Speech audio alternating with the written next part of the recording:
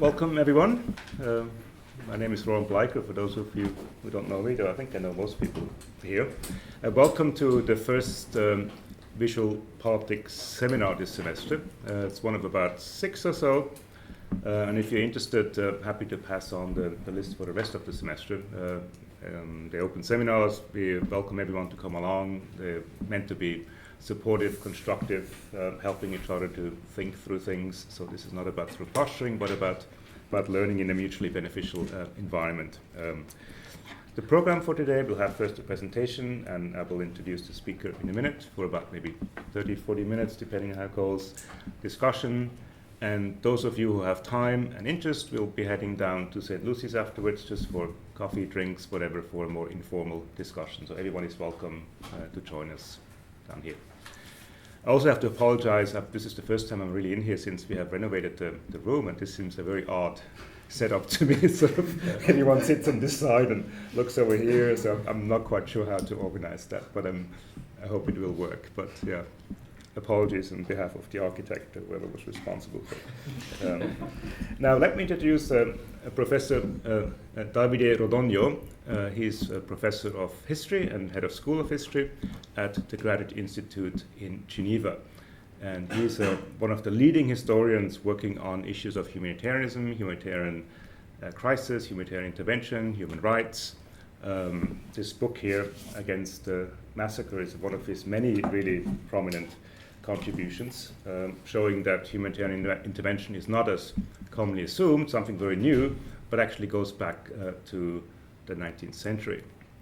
He has also, I know, written a chapter for Alex's most recent R2P magnus opus of total of 1,000 or something pages, so he has expertise on R2P as well. And for us, particularly interesting, Davide has a great interest in the fantastic publication track record on visual politics as well. He's published a book with Cambridge on humanitarian photography just last year, which is a really, really fascinating volume, and it's in this context that we're particularly happy to have him here as part of the visual politics program. So on that note, I think I will be heading over to Davide. And I'm first of all, thank you very much, Roland, for having me here. It is a great pleasure. It's my first time in Brisbane, and I'm really honored. And I'm even more delighted and scared to be part of this seminar as a historian. So probably for those of you that have different backgrounds, might find what I'm about to say a bit strange or unusual. And there are a number of odd things or peculiar things that I will do. First of all, I will share with you plenty of doubts that I have. And my presentation is in 2 parts. So roughly 20 minutes each. And true, I'm going to talk about humanitarian photography and international organizations. But the first international organization is an NGO, Human Rights Watch. And the second one is the WHO. Human Rights Watch is very contemporary, and it's the case of the tweeting of the photo of Alan Kurdi in late August 2015, so very recent stuff. And as you probably know, historians are very well known to be extremely coward, and whenever we have to deal with current issue, we shy away and don't say much. And this is where I will share with you my doubts. And the second part is on the WHO, the World Health Organization, which has never claimed to be a humanitarian organization, but for reasons that I would like to explain, resorted to what historian Thomas Laqueur refers to humanitarian narrative in order to explain what the organization was supposed to do. And I will examine one of its outlet, World Health, which was a magazine modeled on Life magazine, for those of you that are familiar with this kind of glossy paper publication, very, very well known and very well widely circulated in the 50s and in the 60s. I will talk about media strategies, and there is another point I would like you to take away as a kind of introduction. I think that media and international organizations do live in a kind of symbiotic relationship, and they use very similar strategies. And this is also one of the things that I would like to discuss with you, This has been the case in the 1950s and 60s as far as the WHO is concerned, and this has been the case, or certainly has been the case more recently with the case of Alan Kurdi and Human Rights Watch, and I will give you some examples. Now, without further ado, part one, the horrific photo of a dead Syrian child, September 2015. For those of you that might have forgotten, this is the story of little Alan Kurdi found dead on a Syrian shore in late August 2015. And the story that I am about to say is the decision taken by Peter Buchert, who is a professional Human Rights Watch person, who was on the spot in Turkey, and he decided to tweet this image of Alan Kurdi lying face down on this Turkish beach. And one of the things the first thing that I would like to do with you is to discuss my decision not to show the picture. I'm not entirely sure that this is the right decision. And you might have very, very different views on that. There are two pictures that seem to have become iconic or are allegedly iconic. One is Alan on the beach, and the other one is Alan carried by a Red Crescent person away from the beach. Let me explain why I think it's one option is not to show the pictures. The others, of course, is to show and share with you the pictures. First of all, we are all connected. So any of you can Google Alan Kurdi, and you will immediately find out about the picture yourself. But the second thing is a reflection, and this is where I really want to open up and engage in a conversation with you. I don't know what an iconic photo is. For how long an iconic photo is going to have this label or this status of iconic, when a photo stops being iconic. So are we facing a situation here which is, for those of us that are slightly older, like a Napalm Girl kind of picture, or an Afghan girl kind of picture? Or is this a different situation? And if it's different, why is it different? And am I, as a historian, probably you are, I'm not entirely sure I am I equipped to investigate and to analyze this thing properly? I don't know. On the fact, and there is another story that I would like to tell you. Heide Fehrenbach, who is the co-editor and co-author of a very long article we have just published on the review of the International Red Cross, 14,000 words on this case, struggled a lot because the editor of the Red Cross review told us, you have to have the photo, because in 3 years' time your readers will have forgotten. You know, people forget about these things very, very rapid. The life of these pictures is really ephemeral. So in 2 or 3 years' time, your readers will have forgotten, and you have to have the picture published. In the end, we gave up. So in our article, we have the pictures published. And this tells you also about our doubts, because I'm not entirely sure that this is an iconic picture and that people will remember about the picture in 3 years' time. And I would like to expand on that and show you some other pictures. And I'm pretty sure that you have already forgotten about these pictures. This is the first one. Unfortunately, you cannot see it. It's Tyler Hicks. He's a very well-known photographer. This is a picture that there's no problem. It's okay. It's just the title. Yeah. Thanks. Oh, yeah. It's a picture that was published on the New York Times during the spring 2016, and it is a situation that is not. It's very different, but also has similarities with Alan Kurdi, because this is also a little boy, slightly older, on a shore. But of course, this one is alive and kicking. And he seems to say, I made it. Very different situation. And I'm pretty sure that just like me, you have forgotten about the picture. And I wanted to show you something else. This comes from a website that I love, Lens Culture. And this is a work of Fernando de Berro, and there again, this is called On the Shore. And I draw your attention to two things because they're going to be important when I will talk about the case of the WHO. This is a typical trope of humanitarian photography, a child alone.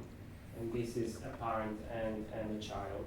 Here you see a father. Normally you see mothers and children, or the mother and the child. But I will tell you more on this picture. So bear these two pictures in mind, but more importantly, I'm pretty sure that if you have already seen them, you have perhaps, just like me, forgotten about them. So there might be a difference between the case of Alan Kurdi and these pictures, and I'm wondering if this is hello. I'm wondering whether this is the case because Alan was dead, and so the fact that we're dealing with a dead child explains everything, and this is also something that I would like to share with you. Okay, welcome. There's room over here. There's seats over here. Yeah. It's okay. Okay. But okay, so I gave you one side of the story. What is iconic? What is not? Why do we forget? Why we don't forget? And as you can see, my PowerPoint is still in the making, and this is a very recent presentation. So coming here to Brisbane, I came across all this picture in mid-August, and I wanted to share these pictures with you because here we do see something completely different in the language and in the image. Well, first of all, there is a big controversy on the net right now on this picture, and there are people that claim that this is absolutely fabricated, the sources are not trustworthy, and I leave all that aside, but we can talk about that. Let's assume for a second, or let's talk about those that take this boy in the ambulance as a serious picture. And there were, anchormen, anchor women crying on TV, on CNN when this picture was shown, and so on and so forth. But I would like to draw your attention on something else, which is the language. Omran, the little boy, is unique. He's unique because he's alive, because he's aware, because he has a face, because he cannot be unseen. And of course, for Time Online on the 17th August of 2016, Time Online is referring to Alan Kurdi because Alan Kurdi was dead, he was unaware, he had no face, you could hardly see his face, and he could be unseen. So I think to some extent at least, I think that at least for this kind of media, Alan Kurdi is important. And when I saw the boy in the ambulance, I went on Facebook and I tried and made sense of what was happening, and almost immediately I stumbled upon this one. And of course, for those who published this drawing, it was clear that the connection between Omran and Alan Kurdi was important or even essential. So, okay, we can forget about it. Maybe it's not an iconic photo, but it's an important photo because this helps building the discourse, the rhetoric, the language, and the visual politics of groups, of people, of individuals, of single individuals, and so on and so forth. A final point. We talk a lot about pictures, but when it comes to humanitarian photography, drawings are super important. And later on I will say more when I talk about the WHO. So it is not because we have photograph today or perhaps holograms tomorrow that drawings are going to disappear. It seems to me that they are going to survive. And I think they also have a specific purpose. Now, here I would like to read with you a couple of things that reinforce what I said at the very beginning when I introduced my talk. And this is the similarity between media strategies and NGOs. So this is Craig Allen, a journalist, interviewing a number of photo editors. This is the case of Karen Chetinkaya of the New York Times, and this can be found in Times Insider, which, by the way, is, for those of you that are into the history of journalism, quite an interesting format that seems to revive and resuscitate formats of the 1960s and 70s. So this is what Karen says. We could easily publish a photo of an injured or dead Syrian child every day, but we try to be conscious of the reader's tolerance. The reader's tolerance. This drew my attention, at least for such strong imagery. That saying, we regularly put photos of the carnage in Syria into the mix of choices from for the front page, whether we have a daily story from the region or not, because it is important that these people not be forgotten. The situation is so harrowing, and it's been going on for so long with no end in sight. Two things here, at least from my perspective as a historian, two things that struck me and that I've seen for so long when it comes to humanitarian photography. Journalists, just like professional humanitarian workers, know. They know everything about their readers, they know everything about their audiences and their tolerance. So they decide when, how, why they're going to publish or refrain from publishing pictures like that of Alan Kurdi. And of course, in the second part, at least to me, this is a more ethical kind of dimension, and this is also important, a moral and ethical dimension that we find for obvious reasons. And I insist, and perhaps I digress for a second, saying I'm not judging here. I'm just doing my job. My job is that of the historian. I'm just doing an analysis that makes sense in historical perspective. So they have their very, very good reasons why they go about, or they talk about the situation in this particular way. So the journalist or the photo editor here knows, she or he is certain, she or he is doing the right thing. There is a moral stance, but there are two other things that I would like to point out here. One reason the photo of Omran has stuck at so many heartstrings around the world is that the boy, with his innocent stare, which is yet another important thing, just to the side of the camera's lens, triggers in many a sometimes hard to come by emotion in today's world: empathy. And empathy, for those of you that work in this realm, is equally important, I would say even quintessential.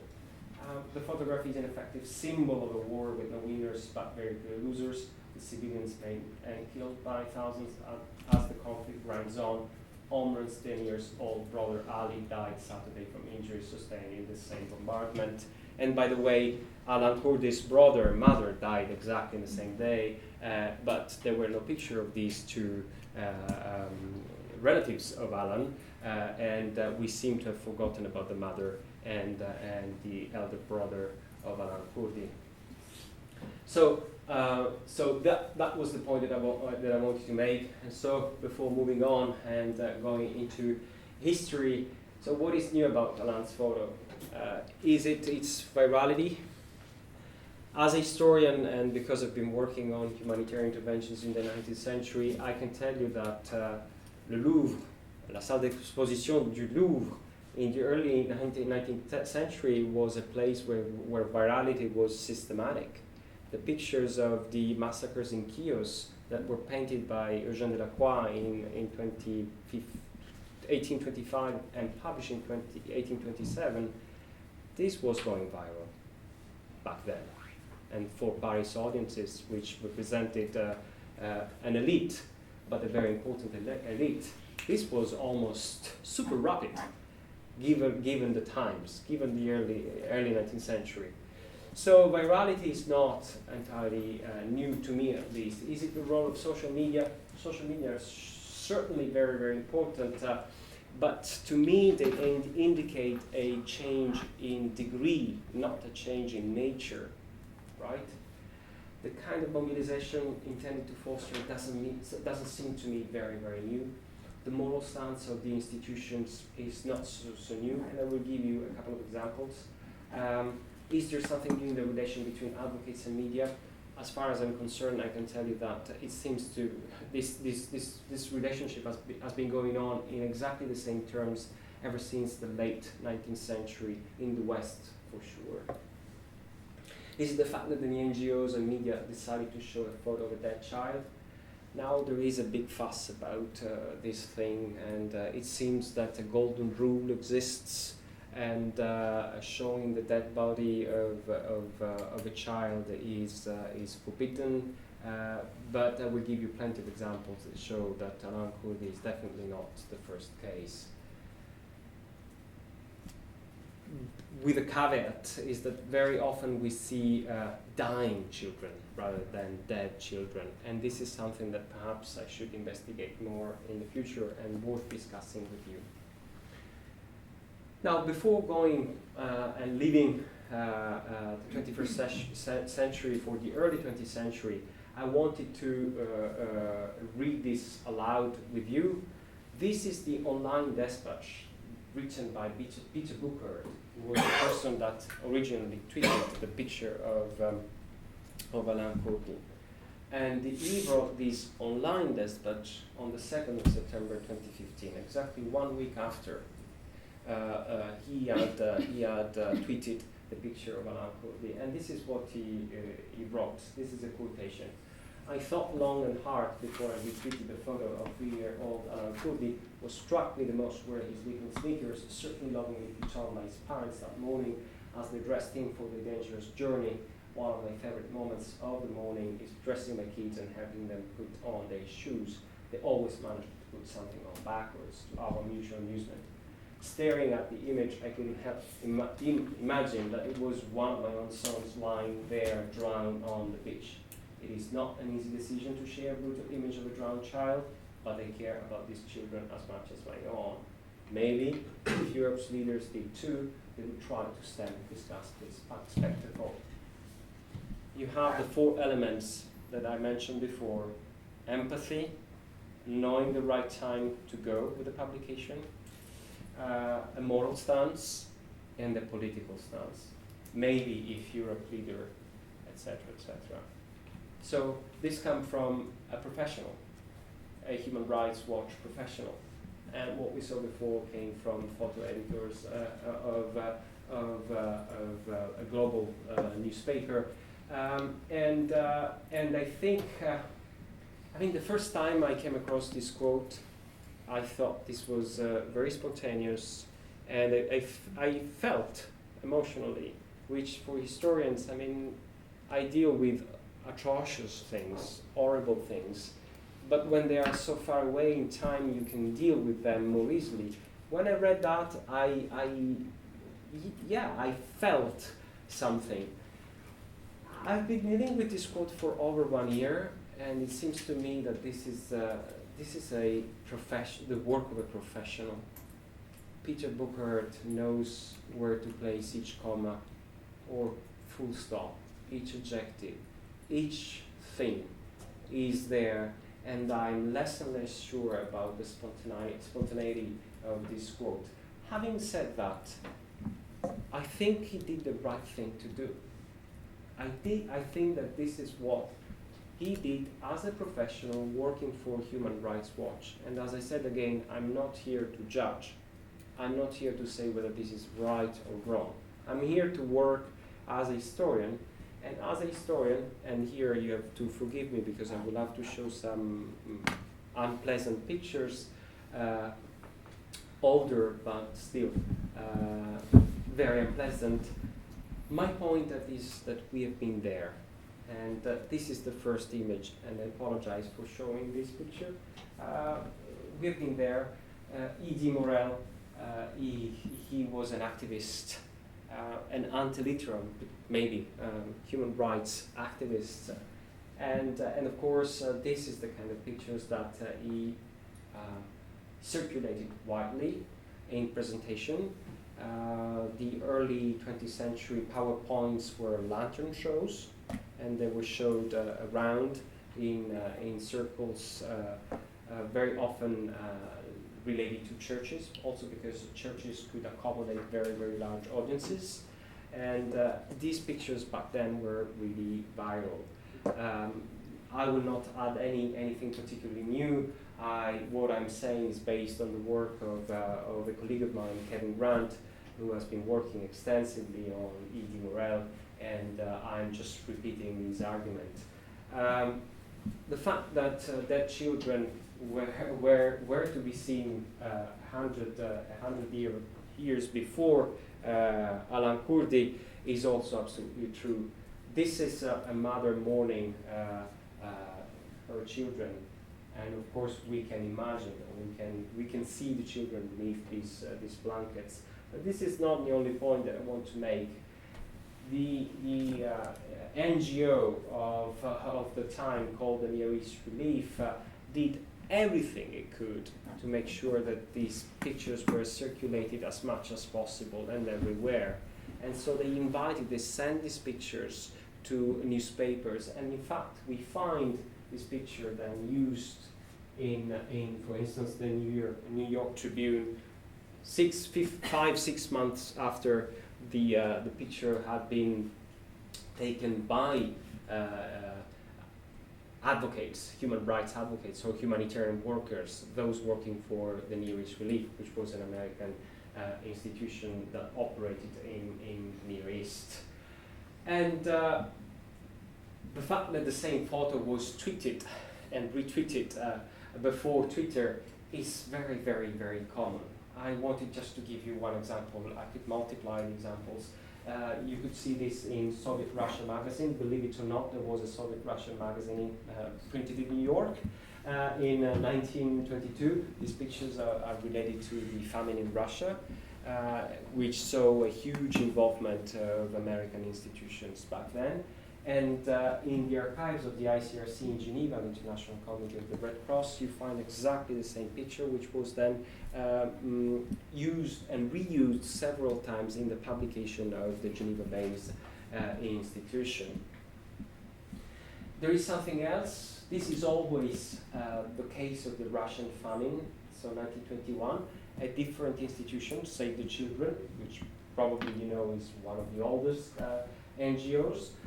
They abundantly used pictures of ragamuffin children and destitute, miserable children.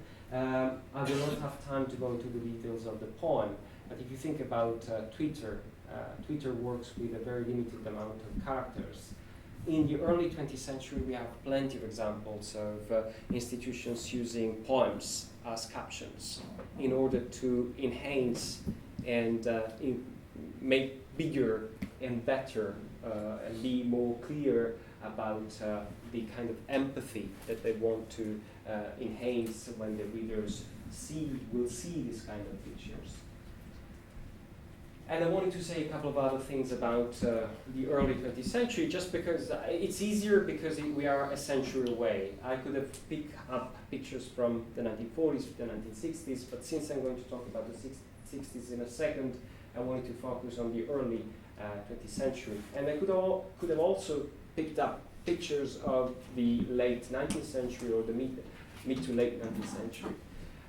This is a poster, and of course the idea behind this poster, and as we can read here, lest we perish, this little girl here is dead, and she's seeking, I'm not an art historian, but some art historians explain to me that if in visual representations the hands are put in this way, it means that the person is seeking for human help. If the person or the personage is seeking for God's help, the hands would be up there. Now, I don't know if this is correct or not, but clearly this little girl has died, and now she's seeking for help and a fundraising campaign of the Near East Relief. And for those of you that are familiar with Christian cemeteries, this is the typical image that you see in Christian cemeteries. And this one is dead, and she's saying, well, you have to give and give now. If you don't, they're going to perish. And here I go back to the point of drawings. I said that drawings were important. They are still important today. We do find them abundantly used, even in the social media or newspapers, and they were equally abundantly used alongside pictures in the early 20th century, and this is yet an example of the rationing famine of the early 1920s. And I would like to conclude and move to the second part of my presentation, talking very briefly about tropes. As I told you, mother and child, and father and child. This is an example from the Boer War, 1902. This is the child alone, very well-known picture, the dying child. And this is my tentative conclusion for this part of my presentation. How long is the life of an iconic photo? How effective it is, how effective international organizations and media think it is. And I would have loved to ask Peter Buchert a question. If you go and decide to tweet an image like that of Alan Kurdi, what will be your next step as an institution? I mean, what can be more tragic of Alan Kurdi? So if we suppose that the conflict in Syria is going to continue, how is it going to operate in visual terms? What Human Rights Watch will want to show next to let us know about the tragedy of this conflict? And I don't know. Media and international organizations think they know what audiences want, know everything about the reader's tolerance or fatigue, and know when, how, and why a photo of a dead child should be published or tweeted. Showing photos of dead or dying children is not new, and the alleged golden rule not to show them is, at least in my view, as a historian, a myth. Continuities in terms of tropes, strategies, virality existed before social media and the internet era, and I will be happy to expand on that. Now, very rapidly, part two, all the world loves a picture, the rise and fall of humanitarian narratives. World Health, which is the magazine, and the World Health Organization public face from 1947 to 1974. Now, the first thing that I need to tell you is that the WHO was probably the most underfunded, the most desperate, illegitimate, and in a way unsuccessful UN agency in 1948, despite the fact that it has an incredibly important task to deal with the well-being of humanity, and you can read the charter of the WHO. But of course, in the late 1940s, the WHO was competing with UNICEF and other UN bodies, and it found a very, very hard time. Just to give you a small anecdote, the WHO was the very last of the UN agencies to have its own headquarters, and they got their own headquarters all in the 1960s, but in the 1940s and 50s they still were in the old Palais des Nations in Geneva. Why was this the case? It was the case for, I mean, there were many reasons that explain why it was not going so well. One of the problems that the WHO had was that nobody could really understand how they want to operate, how they wanted to go about improving the well-being of humanity, because their project was a highly modernist project based on actions upon the environment. And people had a very hard time understanding what was this, what kind of work they would do upon the environment. And this is the reason that I claim explains at least why they resorted to humanitarian narratives. And from the early 1950s, they published a newsletter. They had hired photographers, and many of these photographers were war photographers. They had been working for many years in war theaters, and many of them were associated with Magnum. So Kappa and which is a very specific kind of press agency with an ethos, and also with a kind of well-defined internationalism. So many of them worked for the WHO, and the photo editors would have experiences with Life magazines and other magazines. Now, very briefly, humanitarian narratives revolve around a triangular kind of framework. There are victims, villains, and saviors. This is the way humanitarian narratives seem to operate, especially according to Thomas Hacker, who is the historian who put forward this explanation. And I would say a few words about them, and then I would say a few words about repertoires and tropes. I have deliberately done without captions, and then I will add captions. Here is the typical image that we do see, mother and child. And of course, sensationalism is there, because there is this contrast between this beautiful mother. This is a campaign in Morocco and North Africa, and then the child affected by trachoma. But the WHO had a discourse which was clearly post-imperial, and they wanted to distinguish themselves from imperial powers or colonial powers, and this is yet another version of the mother and child. They claim they are mother and child. The more I look at this one, and the more they seem to be two siblings, but this is a detail. And as I told you when I showed you the lens culture pictures, the WHO was also extremely sophisticated in terms it imagined victims. So the categories of vulnerable people were not just children and women, but very often you have elderly people and fathers and children. And this is an example from 1951.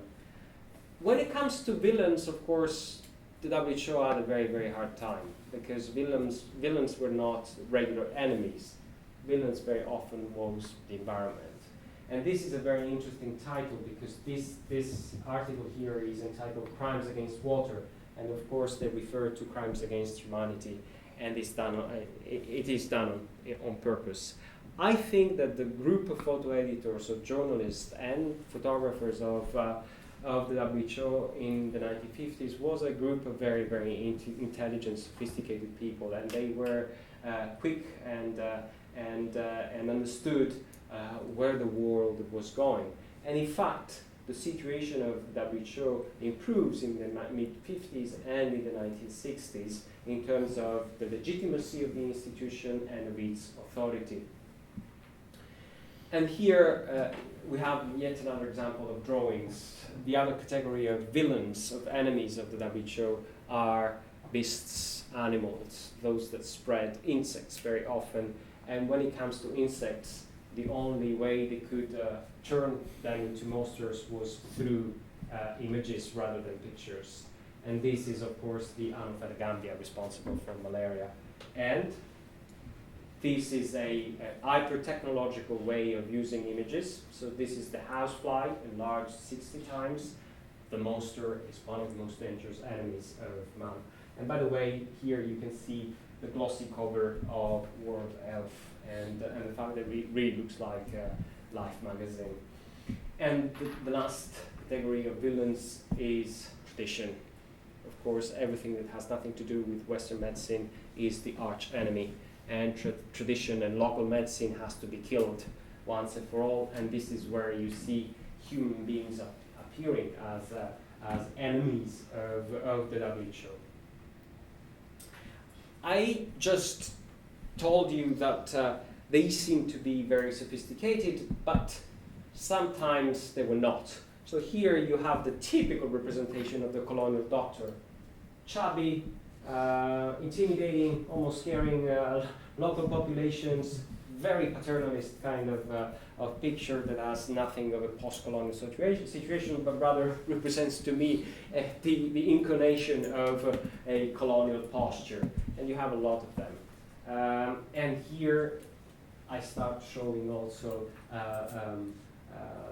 the captions and the article. You have the typical heroic narrative. The doctors came by dugout canoe to save the girl from the forest through perilous waters, and then you can read the article, and there will be more of this heroic narrative. And of course, who do you have here? You have the white doctor inoculating and vaccinating the local girl and saving the local girl. This is from 1955. I think they could have done better than that. And the other thing, finally, this is when they understood that, and this is why I think humanitarian narratives are important, even though they will fade away in the 1960s. It's that in order to improve the well-being of humans, they had to touch the body of these humans. And of course, who touches the body of humans? The white nurse. And of course, the skin color of the little boy is not a white boy. So there is a kind of reproduction of pictures that remind us the colonial period rather than the post-colonial period. However, little by little, the institution changes. And as long as local population embrace Western medicine, they can be portrayed and they start to be seen in the pictures. And well, here is a local health worker, and he has all the paraphernalia of the Western health worker, the tools, the apron, the white apron, and we will see more of that every now and then. Every 2 years there was a special issue on Africa where you see more of these images. In 1960, you have even a local doctor. He's local, but he's absolutely westernized. And here is where these humanitarian narratives start fading away, and we do not see them as often as in the early 1950s. And I think also this is a different era, the beginning of a different era for the WHO. Indigenous nurses appear starting in the mid-1950s. They are not white anymore, and local practices start to be valued, at least when they are compatible with Western values and Western medicine.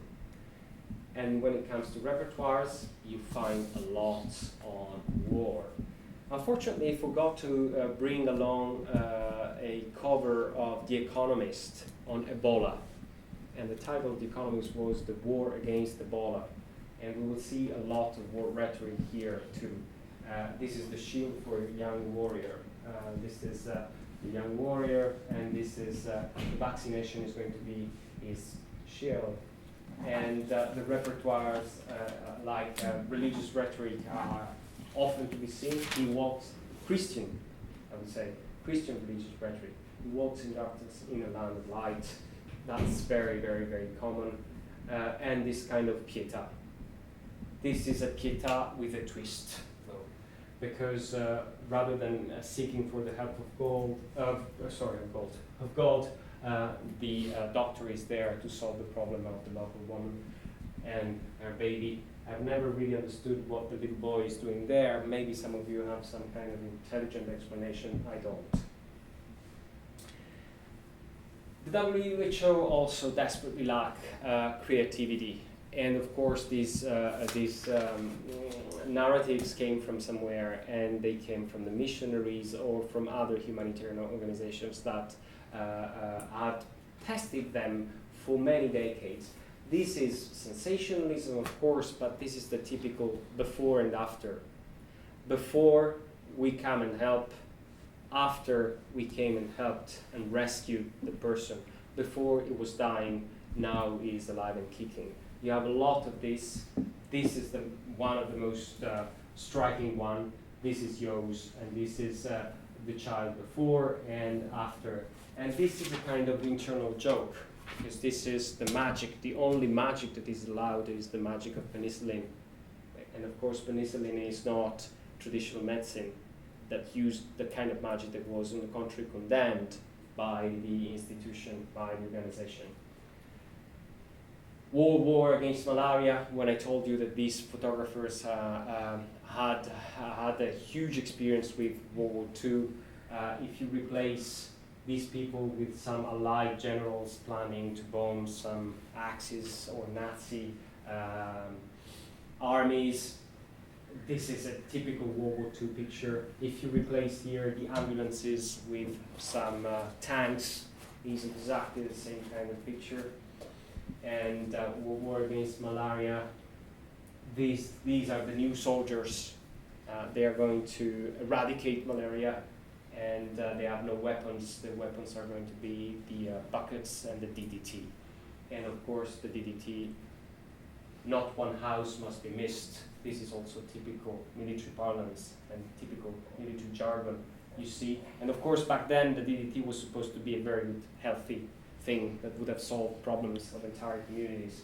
So this is why there is such a huge place in the magazine devoted to these kind of weapons. Things are completely different, and there are no humanitarian narratives whatsoever when it comes to the developed world. These are the kind of narrative that you see, and are completely embraced by the institution starting in the early 1960s. And so in Europe, 15 years after the end of the war, who are the individuals that need to be saved? The WHO is extremely intelligent in picking up issues that relate to the Cold War. So you have an article on the happy Polish schoolboy, that side of the Iron Curtain, Invalids with a Future. It's about Greece, which back then was kind of in between. Worker technicians in modern factories, and so those that are victims of modern societies, victims of the city. That's beautiful. And of course, lungs, cancer, and the fight, the crusade against the cigarette, which still is very, very big and very important for the WHO today in 2015 and 2016, even though, of course, this crusade now has moved to the south and Africa and Asia and Latin America, because, of course, people smoke much less in Europe, at least. So, I wanted to conclude my presentation showing you a video, and I might need your help. Maybe not. Yeah. So, the World Health terminated in the early 1970s because the WHO had no money. And it was replaced by an extremely boring kind of newsletter. During the 70s and 80s, no pictures, nothing, nobody read it. The internet era opened up new opportunities for the institution that kept communicating, and I wanted to show this video. It is very interesting to know that no equivalent of this video has been produced by the WHO after the Ebola crisis and the fierce criticism of the organization a couple of years ago. So this is a video from 2013 when the organization could still show how successful it was.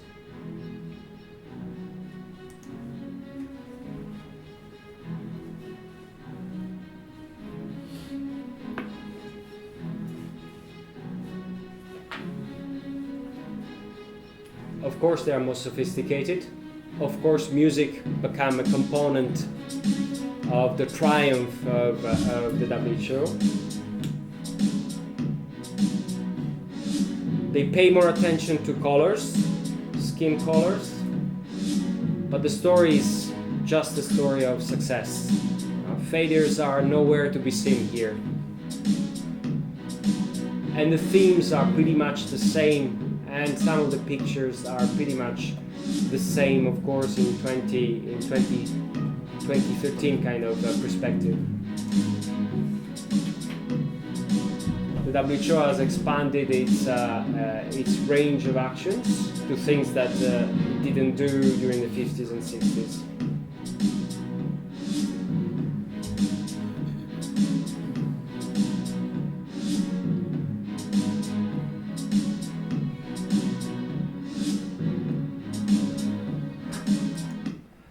I will stop here because they ramble on for 3 minutes 40 seconds of all their successes. So I think you got a sense of what they want to do. I think they were very effective. They did it in a very professional way. There's a bunch of communication officers that are very talented and understand that the ways in which we communicate today are different. It signals also the importance that a UN agency attributes to YouTube. They have a YouTube channel and so on and so forth, which reinforce the point that I tried to make, which is this symbiotic relationship between media and international organizations. Before I conclude, I would like to say simply that the first part of my paper is the result of the work that I did with Heide Fehrenbach. Heide and I co-wrote and co-authored the book on humanitarian photography. And of course, I take on responsibility for everything I said. The responsibility is just mine. And as I said, we just published the article on the International Review of the Red Cross. And as far as the research on WHO is concerned, this is a work that still ongoing work that I have done so far with a colleague of mine at the University of Lausanne, Thomas David, and there again the responsibility is only mine. Thank you very much for your patience and for listening to me for almost 50 minutes. Thank you very much.